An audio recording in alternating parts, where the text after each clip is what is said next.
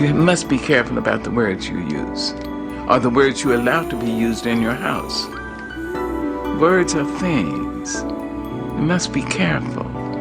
Careful about calling people out of their names, using racial pejoratives and sexual pejoratives and all that ignorance. Don't do that. It's time to talk about it. Pull up a chair and take a seat. We're serving up recipes for life. With Hampton University's Dr. Richard Mason and Dr. Tamara Williams. Welcome to the Sunday Brunch. This is Dr. Tamara Williams. And this is Dr. Richard Mason. And welcome back to the table for another edition of Sunday Brunch with the Good Doctors. The good doctors. How's it going, my sister? You know how our weeks are going. You already know. We've been in the same places, in the same spaces. And so you already know how our week has been going. It has been quite the week. Well, listen. Enough said. That's all I'm going to say. Right? And those who have been in the places we have been in, they already know that it has been quite the week. Some things, what is understood need not be stated at time, So Not at all. But it's rare that I've been speechless, but there's been some moments this week that have rendered me speechless. Listen, and that's not easy. See how quiet we are? Look, easy to do. But I do want to make sure that we continue with our conversation today. We have a great guest today. I'm excited about today. Listen, me too. And definitely, so when you're talking about mental health and the space that we're going to talk about today, it's something that's definitely needed, especially as it relates to, our Black men. And that's something that I was just talking about, not having enough Black men step forward into this space. So I'm excited. Yes, which is why I wanted to bring this guest to the table, because I knew that I've known him for quite some time, and there are not a lot of men who often get encouraged to emote or to understand their emotions, or even have what I would consider like the real brave spirits to delve into some of those areas and to acknowledge those things and to help others acknowledge those things in healthy ways. So I'm really excited about our conversation today, and I cannot wait to bring to the table Dr. Brian Moore. Welcome to the table. I appreciate how it. I emphasize that doctor. He'll get to tell you a little bit later how he feels about that, but I like to give respect to where respect is due. And I appreciate it. It's not an honorary doctorate. You earned it. No, it's a real one. I got the plaque somewhere. Yeah, somewhere. Look, the battle wounds too, I'm sure. Listen to all me. of them. All of them. Listen to me. You're going to hear about how he fights through all these battle wounds. A little bit. So definitely welcome to the table. It's good to see you. Good to see you guys. Yeah. Love what you guys are doing here. Thank you. So definitely tell us a little bit about yourself. Introduce yourself to the table. So my name is Brian Moore, as Dr. Williams informed y'all. I think I'm probably a little unique when it comes to, I grew up in New Jersey. Let's back up a little bit. I grew up in New Jersey for the most part. Split a lot of time, like a lot of kids do, between the South and the Northeast. So I've got mixtures of both. And that's probably the reason I live in Alabama now, that I chose which side I wanted to be on. So I grew up in a working class family, black family, obviously. And, just went through school, did all the things that a lot of kids go through. I grew up primarily in mixed neighborhoods. So that had some cultural context to me growing up. Ended up at Morehouse, where Dr. Williams and I met when she was at Spelman, became friends, had similar networks. Started in ROTC together, and for the record, I think you had a recent guest, one friend, Dr. Leary, I believe, When it Yes. comes to leaving ROTC, I officially was first to get out. Yes, he was. I was the very first to get out and said, this ain't for me. What are they doing with that ROTC program down there? Listen, I told you they had us training with Marines. We were not for it. No. We was not for it. And it'll be surprising to you to know what he does now. and how, but yet he left. First. I was the first.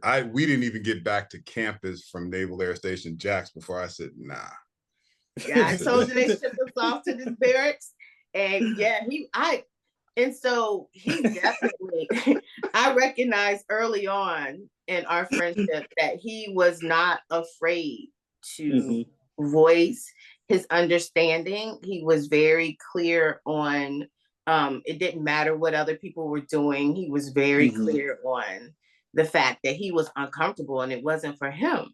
And so I spent many days, many times in college having conversations with him where we would have deep conversations, even, because it baffled me. Now, remember, I was a psychology major, so I was just getting into the field, but I wanted to know what made people do the things that they did. And I wanted to know, how could someone walk away so quickly? Like, he knew, right? It don't take long. Look, don't take long. And I thought I was a quick decision maker. No. But he was like, pew. No. So I wanted to know also, because he was not afraid to express himself, and that was not something that I was accustomed to seeing so openly and so freely. So I knew I've been waiting for Dr. Moore to join us at the table. I've been pestering him for quite some time. The schedules didn't align. What'd you say? They're just trying to get our schedules to align. That's the hard part for me nowadays. Yes. I mean, definitely busy, but I wanted the opportunity for us to have another male at the table to really talk about just feelings, emotions, and how do we get to the places that we get to, the decisions, and how that impacts our lives and that type of thing. And you're raising like 2 males, and so two boys. Indeed, 2 boys. Yeah. So I kind of got off track with the military thing, but I was a psychology major too at Morehouse. And I kind of went through a progression from the college days to now where I was trying out different roles, trying to figure out where was my space. And I think as a Black man, it's one of those things that either, especially in colleges, we tend to get buckets where we can fit into, whether you're a business major and lawyer or whatever. And those inherently try to have identities associated with them, characters, expectations, presentations. And over time, I tried out different ones through multiple entities. I mean, go into nauseam about what I tried through college and up to now. And I just found roles that they didn't fit me fully. I didn't feel comfortable and I couldn't show up authentically and give my best to what I was doing because I felt saddled by all of these other expectations and identity crises and things of that nature. And that's kind of what led me to where I am now, where I try to take the best of all of the experiences I've been blessed to have and the influences I've had to create something unique, a life that is unique and fits me, that I can excel in, that I can do well in, but also kind of gives permission for others to kind of go out, kind of color outside the lines, kind of do your own thing, use the knowledge and experience that we all have that we hopefully have access to kind of forge your own path, which I think for Black men is increasingly more of a necessity rather than an option. So you got to say that one more time. Yeah, so it is a necessity for Black men to find their own paths, because a lot of the things that we've seen phenomenal success with our sisters in corporate settings, and we can go into that some other time, but phenomenal success. Sisters have been doing incredible when we talk about it all the time. But we don't see brothers showing up in the same spaces. And we can argue whether that is a function of training or whatnot, but I really think it's more we aren't wanted in those spaces. Okay. And we shouldn't try to waste so much energy, and this is strictly my opinion, trying to force ourselves into those spaces. I think we serve a unique role in our community, and I think for the most part our community is where a lot of us need to be rather than in the corporate offices. Now, I have plenty of fraternity brothers and friends who are in corporate spaces and are doing phenomenally well, and their personalities and their talents are geared towards that, but it always seems to come at a sacrifice that is pretty high for us. Whereas I think, meanwhile, our communities are pining for males to be present, for mentorship, for coaching, for just presence. And there's a way to do that more effectively. And I think it's probably where more of us need to be. And that's kind of how I ended up doing the things that I do now. Okay. Tell me a little bit about, you said, our Black males, we have to do more sacrificing to be in that area of corporate America. What was your experiences as far as any type of sacrifices you felt you had to make? So like we were talking about, I was a Navy scientist, weapons, mostly working on weapons and armor technology for a long time. Prior to that, I was a prison guard and a mental health worker and an advocate in the at-risk teens and things like that in New York, New Jersey area. So I did these roles, one, to be exploratory, but also to try out different careers and whatnot, but also to kind of find myself in what I wanted to do. And as a result, what I found in each setting was there was a point at which I needed to sacrifice either integrity, personal beliefs, or make my personal energy, and I don't know how to say this any better, make myself small in the space so that others felt more comfortable with me. I'm 6'3", 270 pounds. Like, I'm not a small man. And so what I found was that presence, whether I was smiling, kind, nice, whatever, it didn't matter because I carried a certain amount of energy around with me. I had a certain presence. And in corporate spaces, it felt more like they didn't know what to do with that sort of energy, right? It's very difficult. I think for a lot of people in corporate spaces, it's very difficult because we're dealing with a hierarchical structure, right? Somebody's over you for some superficial reason. They have the title, whatever. But then there is sort of this, I hate to say primal, but this more basic hierarchy, which is this other person is bigger than you. This other person is stronger than you, and they're just as smart as you. And so how do you try to impose a hierarchical structure on somebody who is I don't want to sound arrogant, but like, who is physically your better, so to speak? Okay. Call it what it is. You're intimidating. Yeah. This brother is sitting at the table with a plate full of food, and he's huge. So he can actually eat the food. Imagine him sitting in the corporate. You walk into a room, people notice that you're there. He always. I have never snuck into a room in my life. Right, exactly. And sometimes that alone can be intimidating because all eyes on you when you walk in. They're wondering, who is this brother? Standing at 6'3", who is he? What's his purpose? What does he know?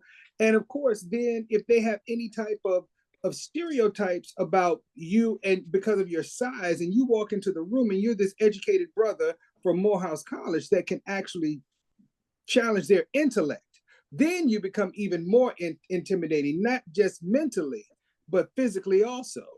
Absolutely.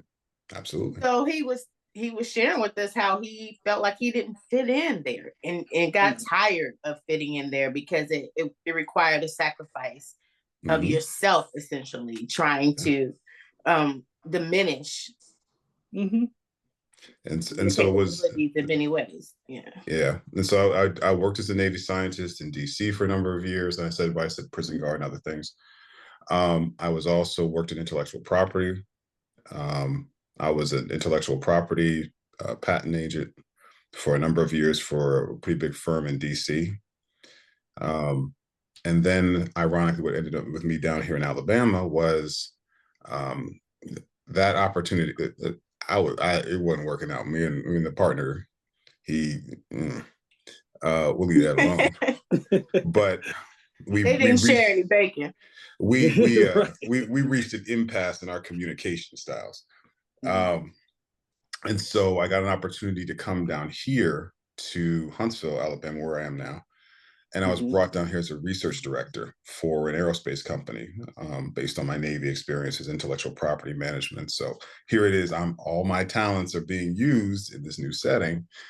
But it was interesting. The same hierarchical structure started happening because I just didn't feel like I could give my authentic best, because what they wanted were only pieces of me. And I'm not saying that in corporate settings that everybody should be all the way open. Like, that's not what I'm saying. But there was so much energy being wasted on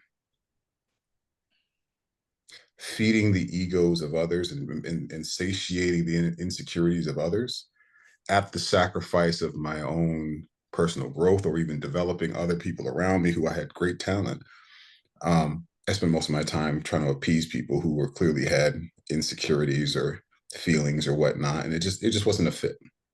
So that's when I sort of had my moment of like, okay, this isn't a fit for me. It's not the corporate setting, it's corporate, period. And how far am I willing to go to sacrifice myself to make this kind of a living? And this is what I want. And I had some health concerns as a byproduct because of anxiety, some heart issues that I was concerned about. After a meeting, I went to a meeting and I had to call my wife and be like, "Hey, I need to go to the ER because this doesn't feel They're right." trying to take me out. Yeah. So I think from that moment on, I was like, you know what? Nah, I'm good. Not gonna kill me. Nah, I'm good. I can. And I saw some opportunities here in Huntsville for creating more safe spaces for Black men, which is a one part selfish because I wanted those things for myself. But I also saw the need here in Huntsville. Huntsville has about a 20-30% Black population here. I was gonna ask you about your time in Huntsville because you said you saw opportunity for Black males there, and I'm like, historically. And I know what you're saying. Yeah, when you say Alabama, strange fruit. Yeah, Alabama immediately conjures up images, well-deserved images, of a storied past, shall we say. Huntsville is unique because of you have NASA here, you have aerospace, is the aerospace hub here. And so as a byproduct of that, similar to sort of the affluence that you see in a DC because of the proximity to political power and the need for us in those spaces to support it, whether it was, historically as maids or whatever, or what different roles that we played in supporting the power structure there. Huntsville has a similar thing around science and aerospace and engineering. And so you have a population of Black people who have been able to thrive here, supporting those government agencies, those government workers. So I don't want to say it's a Southern DC. I think that's a little overly simplified, but it's close. And so when I got here, coming out of the DC area, I was like, well, what are some things that I would want here that I had in DC that aren't here? And I've been a lifelong martial artist my entire life. I love training. It's been the sort of linchpin as I traversed trying to figure out who I wanted to be and the kind of spaces I wanted to exist in. It's been the linchpin for me. And so I was like, well, why don't I create something like that here? And so that's kind of how my gym, Arsenal Combat Sports Club, was founded. It's been about 6-7 years now. And so that's what fueled it. I wanted to create a space for the ideal space that I would have wanted for myself, a place for my sons to train, and for people in general, who are diverse, who don't necessarily fit in everywhere, Mm-hmm. to have a place to come and train and learn and have community without the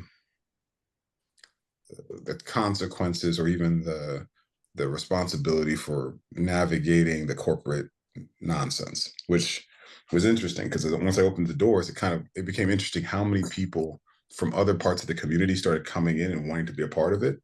Mm-hmm. When I originally thought it was like, maybe only Black and brown people would come in. That has not been the Mm-hmm. case. Everybody and their mama been coming. Well, you know, they always like to be in our places. This is true, but I thought I wasn't sure Mm-hmm. how that was going to translate here in Alabama. Mm-hmm. Mm-hmm. And it translated just fine. Mm-hmm. Well, what is interesting, I was just having this conversation with someone not too long ago, and it brought up a memory, should I say, from another conversation, just in terms of location and proximity. Because for years, going to some of the conferences, some of the workshops, some of the meetings, and things like that, or whatever, I found myself being the only person that looks like us. At the table talking about us, and that was always a challenge. But I've seen that grow over time. And we were just having a conversation in terms of the number of African-American people of color with doctorates and all, and in this space and in this area, sitting right here in this Hampton Roads community, you find that there are a lot more people with these degrees. And, one of the conversations that we had was the fact that we are truly right here in the epicenter of Black excellence. When you look at the number of colleges and universities right here in this one area, especially Hampton University in Norfolk State, you have to look at the fact that you have two major HBCUs right here in this area. So the number of African-American professors will probably be higher than anywhere else in comparison, maybe Morehouse or Spelman, and that whole AU center, but you typically don't find this many, doctorates in one concentrated area. And sometimes that has a lot to do with how you move and how you interact with people and how you are received. Because in some cases, I would expect you to be an anomaly, like you said, down in Alabama, because they may not see this, on a regular basis, which certainly can challenge the mental psyche of someone. How do you fit in? And like you said, how do you find your place? How do you find your space? And how do you find your people? That's the piece. I'm gonna push back on. You made an interesting comment, so I'm gonna push back just a little bit on that. Mm-hmm. Is that Huntsville's unique similarly in that we've got Alabama A&M and Mm-hmm. Oakwood University here. Mm-hmm. Oakwood, my gym is actually about 3 minutes from Oakwood University and about 10 minutes from A&M, and I've got students from both. So I do think you're right in the sense that there is when you have a higher population of Black PhDs and highly educated people, it's more common, and so people adjust. But I think I'll push back a little bit on the not value of the PhD, but I think for me personally, I don't put as much social stake, if it makes sense, or social status on the PhD. I look at it more as a mechanism. It is the fruit of me trying to learn how to better investigate and solve problems, and no more than that, if that makes sense. But I think in our community, overwhelmingly, we put a lot of value in our educations, and don't necessarily look as deeply at the experiences of the people around us and how we're affecting them outside of maybe our immediate circles, if that makes sense. And so for me,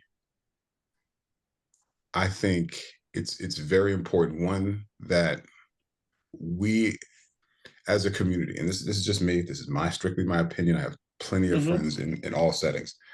I didn't want to be I didn't want to be in the academy. Mm-hmm. I wanted to be more at the street level. Mm-hmm. I wanted to be more in the community. I wanted to be more accessible.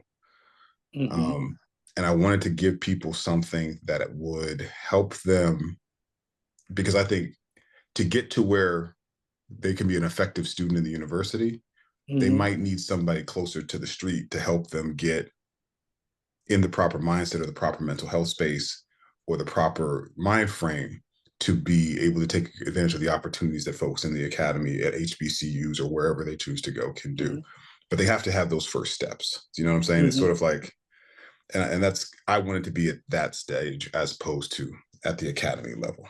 You wanted to teach them how to read versus teaching them how to really comprehend what they're reading. Correct. Yeah. Gotcha. Yeah, that's right. Is that I always really did wonder, like, what was your aversion to being called a doctor? Like, I never looked at it as this makes me better than anybody else. That wasn't the understanding of why I got my doctorate degree. Like you, very much, it was about what I needed to do with it, what was required for that. But I don't go around requiring everybody to call me that, but in certain spaces, that is the norm. Like that is how it should be addressed. Like, right. I was Dr. Williams. I was never Mrs. Williams. No, I got you. I was a doctor before I was a Mrs. So I don't understand. I got you. I think for me, the aversion to the title of doctor is rooted in the process of self-development and self-evaluation I had to do to get to this moment. And so I really wanted to strip myself, because I had, we've known each other for a long time. And so, I have all the titles. I have the experiences. I had, and I was personally incredibly unfulfilled in those things, because I at one point put too much stake in them myself. I thought they were too much of a defining aspect of who I was. And then when the world's response to me didn't match what I thought I should have had, then it forced me to question the value of these things. And so, not necessarily the value of them inherently, because I think people do phenomenal things with these things, but I personally needed to strip myself of them in order to sort of build and say, all right, who am I foundationally? Who am I outside of all of these of that? So let me wash this away. And then let me start to build something on a foundation that is me. That is just me. Yes, these things are part of me, and I look at them as part of me. Everything from where I went to school, my fraternity life, my PhD, they are a part of me. But if you strip all those things away, who are you? And that fundamental truth is what I needed to get to be effective in what I'm doing, because I teach kids who are from, very well-to-do families, all the way down to kids who can barely pay. And their needs, for me, I know that I feel like I have to be connected to everyone and respect everyone. And for me, that part of that process is taking away titles. Like, but what did they call you? They have to call you something now that has got to be a title. Coach. They just say coach. Yeah. I don't let people, there's no sensei. It's no. No. I know you were never going to go for master. Absolutely not. Absolutely not. There's too many connotations. I can't do it. No, but like, it's in the jiu-jitsu world, my rank is called the professor, ironically. Wow. Ironically. And so sometimes my students will call me that. New people will come in and they're from other more traditional academies, and they'll say a professor or this and this and that, and I'll be like, Brian works just fine. Like, I don't. So to your question, that's where that stems from. I am proud of my accomplishments. I am proud of what I was able to do. Maybe one of these years I'll actually put my degrees up somewhere, because they're still sitting in a box over there in the closet. But for me, it was the emotional and the self-development process of stripping myself of everything in order to feel more whole. And so that's the only reason. That's a good enough reason. And that's why I really wanted you to come and share, because all of us, we're not a monolith. We're not all the same. and we don't Yeah. all have to be the same. Mhm. And we have so many people out there who listen who are not the same. And so people need to be able to identify that just because it's a goal for somebody else, just because they have a view of something, does not mean that that's a good fit for you. That Absolutely. doesn't mean that that's true for who you are. And just because we can doesn't mean that we should. Right. Agreed. Agreed. And one of the things I talk to people about in terms of the whole mindset of having a doctorate is what you do with it, you know. And I Absolutely. feel like it should be used as a unifying method. Okay. And I always tell folks, you know, especially people that look like us, when they talk about education, you know, education is certainly the great equalizer, as was once said before, you know. And the reality is, for some, when they hear Dr. Mason or Dr. Williams or Dr. Moore, their mindset is different, and they open up to hear what you have to say right away. Yeah. But there are others, when they hear Dr. Mason, Dr. Williams, or Dr. Moore, they shut off because they feel like you cannot connect. You know, and so Agreed. I know my mindset is always, of course, I'm Richard, because of course I wasn't born Dr. Mason. I know who I am. You know, my parents, especially my mother, she made sure I knew who I was, you know, and Absolutely. who I am. But and that's the piece. And people feel like that they can relate to you, and you have to be able to connect with people, you know, regardless of what the situation is. You know, as they say, you got to be able to sit amongst the paupers and the kings, you know. And so Absolutely. that's the reality of it all. And just being able to be connected. If planning to help anyone, especially in the mental health field, that's what you have to. I remember earlier on, I don't do it as much now because I have to be a little more age appropriate. But in my younger years, I didn't always wear a suit when I was working with children. I dressed down. I had my Timbs on. I had my jeans on. You know, that's Yeah. how I went into therapy with these kids, because I wanted to be relatable. But I also made sure that they saw me in a suit so they could see this is where I can go. Because oftentimes in education, especially public schools, you know, we talk about Black boys being able to see Black males teaching the calculus classes, teaching the AP classes. You know, you have to be put in spaces where people look like you so that you know I can go there also, if that is an aspiration for me. You know, there's nothing wrong with the trade programs or anything like that, but you want to make sure our kids have a well-rounded, sense of opportunity, that I can go to a trade program, I can go to EMT school or something like that or whatever, as well as I can go to the academy as well. And so that's the piece in which, in terms of how we utilize this degree and this, you know, the opportunity and titles, you know, can mean something so different, you know, to different people, you know. And so, like I said, like Tamara was saying, it's good to hear your perspective on it, you know, as well. And that's one of the things we constantly talk about with people, because people are quick to say, when I introduce myself and I'm saying, how you doing? I'm Richard Mason. And say, oh yeah, this is Dr. Mason, da da da da. And, you know, and somebody asked me one day, say, are you embarrassed to be Dr. Mason? It's like, no, I'm not embarrassed. You know, I will never be embarrassed by my hard work, you know, because this is something that I had to do. But I don't want people to think that there's a sense of arrogance that comes with the degree, you know, because that's certainly not it. No, I made a joke to a couple of my students one time, because they you know, I don't really put, like I said, I don't really put the title on anything. I have it maybe on my business cards, and I think it's because my wife made me do it. That's usually the case. Yeah, she made me do it. But when my students, a lot of times I don't bring it up at any point. Some over time they'll check something or see something on my LinkedIn, or they'll be doctor, and or whatever, or young brothers who are familiar with the Divine Nine. They're like, wait a minute, you're an alpha? I'm like, yeah, I'm that too.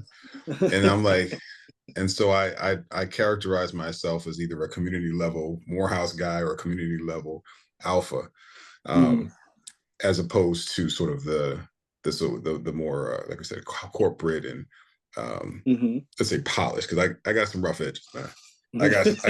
I mean, I be saying some stuff sometimes that's just, he has some dark humor, let me tell you. It is what it is. The Jersey start coming out of me. So So I always put that You disclaimer. laughing, Mason? You laughing, but Nah, I get it. I get at people. Let's just say that. Yeah. Listen, and some folks need that. Yeah. They need that moment. They need you to show up in that space right there. Yeah. So but I want to bridge the best. Like you said, I think it's important to bridge the best of both sides or both houses. So, or sort of the academy, the community, and all those things together, in order to be more effective, at least in the spaces that I want to be effective in. To your question about the suit, I think I've worn a suit in the last 7 years twice. One, they make, I don't like suits. I don't like them. I've spent most of my time wearing athletic gear, athleisure gear. But I think one of the things that I do that kind of aligns with what you're talking about is I disproportionately go out of my way to buy African-American products. Like there's that company Actively Black, they get all my money. I want those images, and so when students come at me, that ask me about this, and say, "What is that?" I'm like, "Oh, it's a Black-owned athleisure company." And they're like, "Oh, I didn't know that existed." I'm like, "Yeah, there's a lot of cats." Or like, I put them in connection with other people who are in different spaces, so they can see the diaspora representation. I just may not be the one wearing the suit. I may be one over here wearing the uniform, the gi, and all that other stuff. So that's. But I think we're all on the same page, and it's just what spaces do we want to occupy in the diaspora of what Black male professionalism, what we're talking about, Black professionalism looks like, and the more variance we have across that diaspora, or more across that spectrum, the more we're going to be able to influence our community, because not everybody, like you said, not everybody's going to fit into the same buckets. And so I feel like I just fill a different role or different bucket than, say, the next Black PhD. That's, so to speak. Does that make sense? Definitely. And one of the things I noticed with this new generation, one of the things that they're doing, they're trying to find their space. And some of them aren't going into corporate America. They're utilizing the skill set, from corporate America, but they're creating their own space. And I love it, from their own design companies, from ideas about clothing and things of that nature. They're just taking on this whole spirit of entrepreneurship, and they're just doing the doggone thing. And some of them are starting out in high school and, middle school. Elementary school. Yes. They're starting early. Yeah. It's going to be interesting.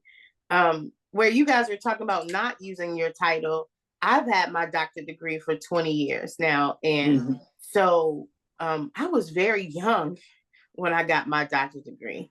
And so I looked even more like a baby even then. And so I moreover used my title more so that people could listen to what I was saying and could get past initially what they were seeing. And so women have a different conversation when it comes to titles and how we have to show up in spaces for respect. And so that's why I wanted to invite you as a male to come over and have this conversation, because it doesn't always equate. And we have to be, mindful that it's not always the same. And so we have to be able to extend that aspect. For me, it was a must in order for me to be able to show up in places. Then after a while, people just got accustomed to the fact that I was younger. And after they saw my work, and my work could then speak for me. Absolutely. But I had to, initially use it to open up some doors. Yeah. Right. And that's definitely the case. And like I was saying, it's definitely a door opener. Now once you get in that door, you can't be a fool, of course. You definitely, of course. Of course. They will walk you right back out that same door you came in. No, like he told you where we met. Spelman College, Undaunted. We're not going to walk in that door. We gonna kick the door in, right? If necessary. But once we get in there, we will act accordingly, and we're probably going to tell you how you should act. Once we get in there. So I yeah. think in our conversations, when over the years, Dr. Williams has told me once or twice when I was out of pocket, and Mhm. so I You was like, shared it, yeah. I didn't. You So shared it, I didn't. it is what it is. I know it is what it is. I am not perfect. So I've had my moments where I got a little too much Jersey came out. So I was like, all right, she Reel probably that back. Yeah. let me be quiet a little bit. Let me sit down somewhere. And then my wife has been a phenomenal resource for that too, because I will go, I'll go there. I'll go Mhm. nuclear. And Mhm. she'll be like, wait, hold on, come back. I'm like, all right, fine. Fine, you talk to him. Like I ain't got it. Like, but And that's why corporate spaces was not for you. oh no, no, That's no, no, not a no. place to go nuclear. You need to No, take it to because the mat. You need to take it to the mat. Take that out no, on somebody else who asked for because it. I think it's because even when I didn't say anything, my body says it all. Like my Mhm. shoulders be like, wait, He does excuse not me. have a poker face, my people. Uh-uh. No, no, no, no, no, no, no. That was not a gift my mama gave me. My mom and daddy did not give me that gift. I have my mother is Jamaican, raised in New Okay. York, and my Mhm. father is a Southern gentleman from Valdosta, Georgia. And Mhm. my father's cool temper I did not inherit. I inherited 100% my mother's fire. So Mhm. Mhm. I've got a little bit more of my dad's cool calmness now as I've aged, but Yes, you have definitely toned it as you age. And I think probably, like you're saying, finding your space allows mhm, you to lower your temperature because you can Mhm. be at your homeostasis, your good feelings when absolutely. you Mhm. find where you belong. Because you know, if people always see you as a threat as soon as you walk in the room, you're also seeing them as a threat. You're also going to notice that. And so your body is Mhm. going to respond to that. So being able to find a healthy space allows you to lower your temperature Absolutely. Mhm. Mhm. Absolutely. safely. Mhm. And I appreciate you finding that space and your amazing wife that will tell you when you need to. Oh yeah. Mhm. Reel it back in. You know, Mhm. I've always been one of those people that looked at people who, you know, hurt people hurt people.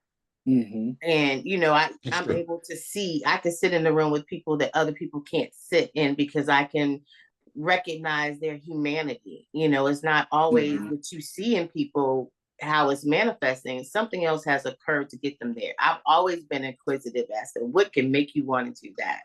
And so Mhm. I'm glad that you, even as a psych major, were able to see and recognize where you were in these different spaces and how that was not going to work for you.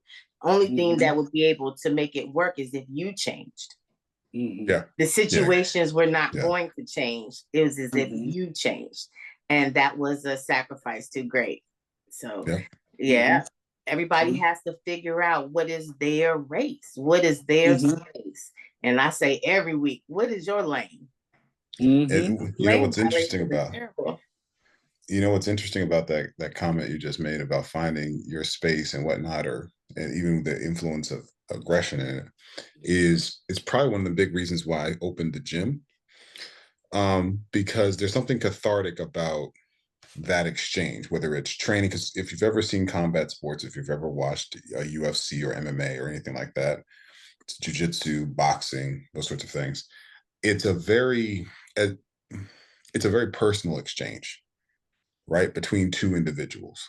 Um, and so if you've noticed that after those sort of sporting events where it's MMA, they're always like hugging or they're always like dapping each other up. There's an exchange of energy that happens there. Um, but I think for particularly young men who are coming of age and not so young men too, um, there is a need to exert that energy first in order to get to vulnerability a lot of times, because for so long we repress it. There is no appropriate space for male. There's not a lot of space for male aggression. There's a lot of places that where we want male stoicism and we want males to be sort of the bedrock of the community, but there's not places for their emotional ups and downs and things of that nature. And Mhm. so in a lot of us that manifests as aggression or frustration or things like that. And so those Mhm. combat sports create a space where you can let that out. Like you can hit the bag, you can hit pads. If you're doing jujitsu and sparring or wrestling, you can go and exert that energy on a willing opponent, and who in a constructive way. And so as a result of that, a lot of times at my gym and most gyms, there is always this sort of interesting emotional moment that happens after practice where everybody's sitting around looking at each other and just talking about life. They're talking about their issues, and it's cross-generational. Oh, I had a bad day at work, or this is happening with my family, or things like that. But there's a vulnerability that opens up once you get past the aggression and past that initial frustration, which I think a lot of men, and I know that a lot of Black men have, and there's not enough accurate places to put that. And so that's in that respect, I think that's what's I feel drawn and continually motivated by, is that it's a creative space, sort of like the unique nature of the barber shop, and things of that nature. And so it creates a unique space for us, and I just think we need more spaces like that.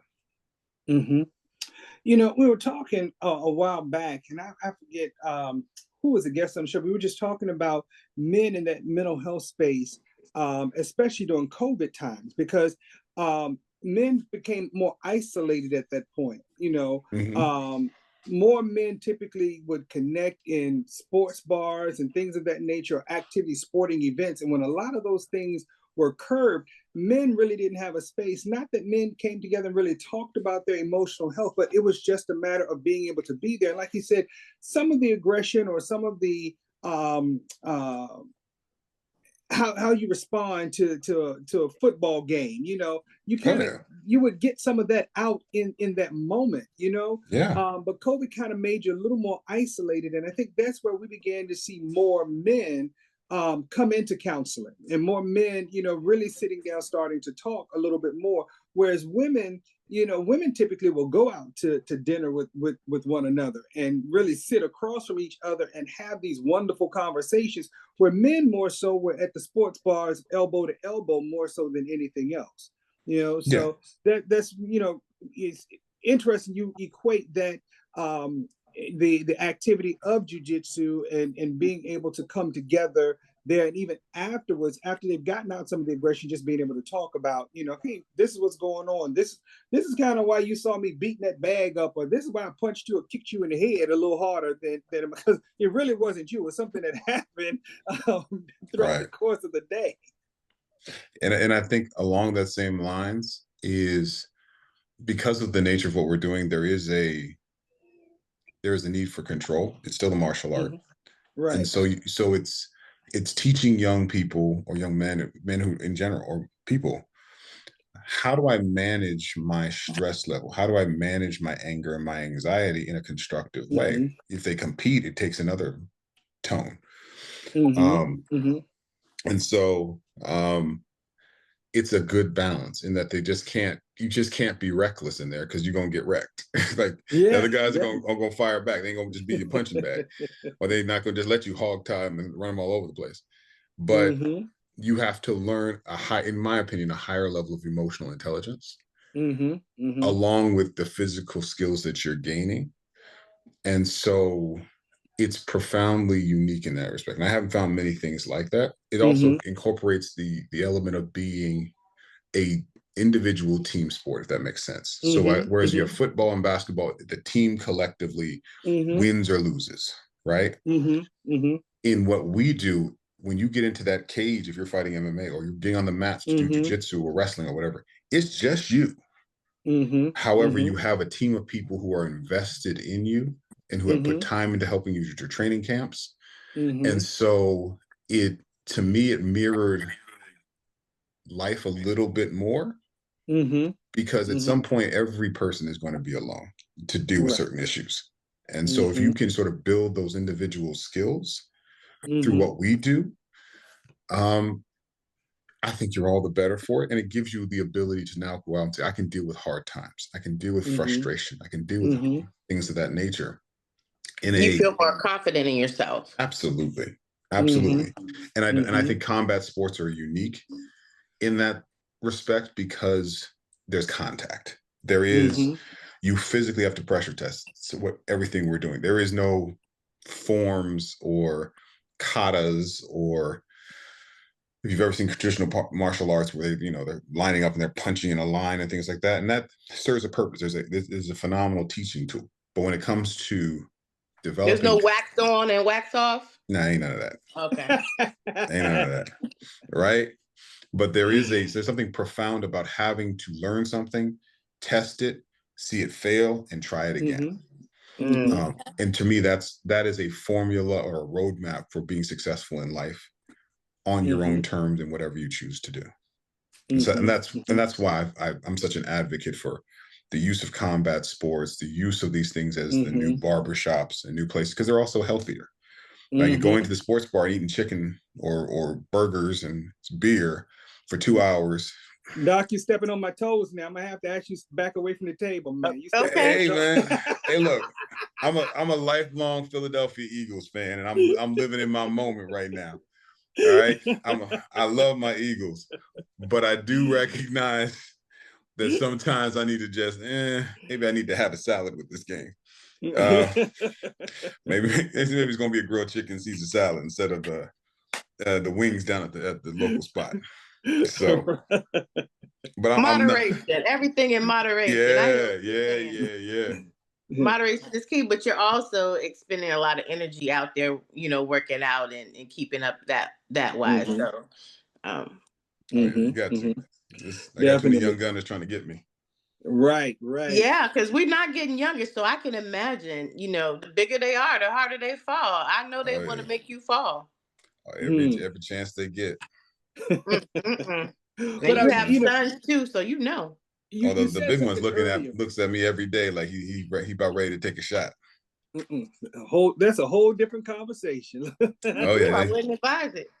Look, it's but fun, you said though. something earlier about self-control.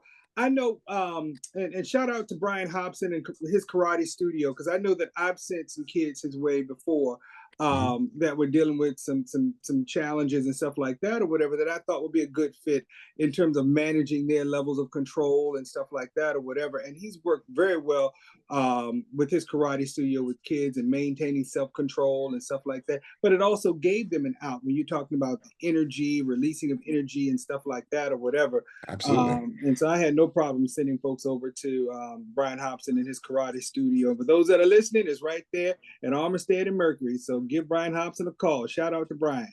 I'll bill you for this. I'll bill you for this marketing, Brian, a little bit later. So I know you're listening. We'll have to have him come on the show and talk about it. Yeah, because there's spaces for that. We brought in Dr. Moore to our home by the sea in Alabama. They can't see him just yet in that regard, but you do have merchandise though, right? Oh yeah, I've got shirts and t-shirts all on our website. Yeah, people can still support in that way, but absolutely, it's good to find constructive ways. So we always want to talk about, life is going to continue to life as long as we continue to breathe. We're all going to go through something. Nobody is exempt from that. But learning how to cope and building those muscle memories so that when you're in those adverse situations, you know how to respond, you know what to do. You feel confident in your ability to make decisions and to also pick yourself up when you fall. Because essentially, you're going to hit the ground at some point. Every time. Every time. See, people who say they haven't hit the ground, they lie. Yeah, see, I couldn't get past getting kicked in the head or anything like that or whatever, So I just thought it wasn't for me. I grew up at a time where, you fight, you just fight. I'm not playing as you kick me in the head and then I'm gonna figure out which move, how to block it. No, we are straight going fist to fist at that point, See, I'm picking up something. I'm picking up something. I'm gonna pick on you a little bit because this is something I deal with all the time in the community.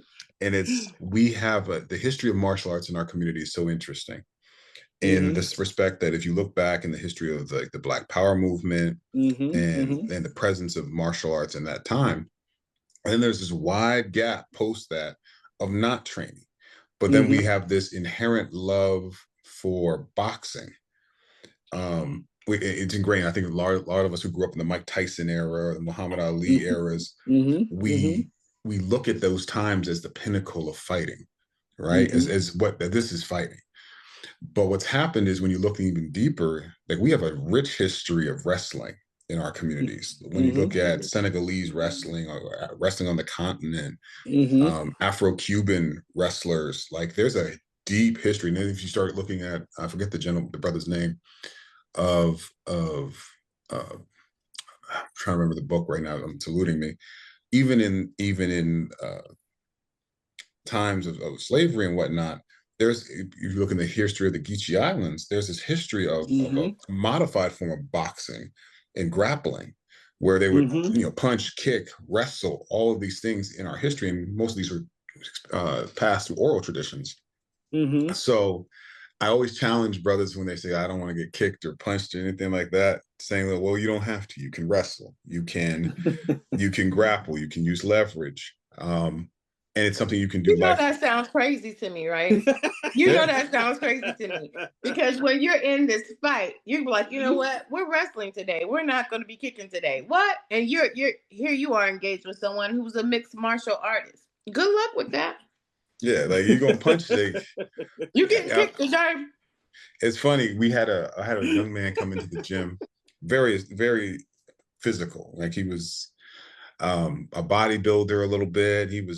On paper he looked very good, and so he was like, I think I want to fight. And I'm like, okay. I put him with one of he's probably about 195 pounds, 200 pounds. I put him with one of my 175ers. Young man, it's like I think he was 16 at the time, 18, 17. And when I tell you this kid worked him, like just threw him all over the place and just pinned him in control. And so my point in that is to say that if we sort of expand ourselves in what we think self-defense and fighting and martial arts is, beyond the punch and the kick to the grappling, we start to open up whole new venues of opportunity for whether it's wrestling as scholarships for kids to go to school if that's what they want to do. But just understand that, you know, the gross majority is learning this stuff. And we already have a history of it. And just to expand what we think fighting looks like beyond the kick and punch, because there's a pluses and minuses to it. That's you said it, and so I had to jump on it a little bit, but that's all. We are here to learn. That is why we are at the table. That is why we are at the table for sure. Definitely so. But I appreciate that the opportunity to hear a little bit more, but also creating other avenues and other venues, because oftentimes as Black men, you know, the struggle is trying to find ways in which to get some of this stuff out. And, you know, as Black men, because of how we're raised, and I talk about this all the time, you know, we are not taught to speak in emotional terms. You know, when we're kids, you fall down, of course, as a girl, that, you know, you have mom or dad or somebody will kiss the boo-boo, give her a lollipop and everything. But as a Black male, and I had every color Band-Aid. I know you did, exactly. And we know that's why you're the way you are, because of those colorful Band-Aids. But our Black boys are told, you know, get up, brush it off. You're not hurt. You know, Mom, my arm is broke. You can see that, you know, my elbow is dislocated at my elbow. I need to go to the hospital. Oh, just look, back in our day, put a little mercurochrome on that thing. You know, you'll be all right. You know, your elbow all red, you know. Yeah. And it's funny because you bring that up, and I wrap this because I had a discussion with my son and some other kids that I teach. It's not that I don't, and this is my personal philosophy, I think it's important for young men and women to learn emotional intelligence and be able to express themselves. But I think the misnomer in what we're doing sometimes, because I see the outcomes with kids and boys in particular, is the assumption that the world cares about your emotions and that those things need to manifest themselves in other people's actions.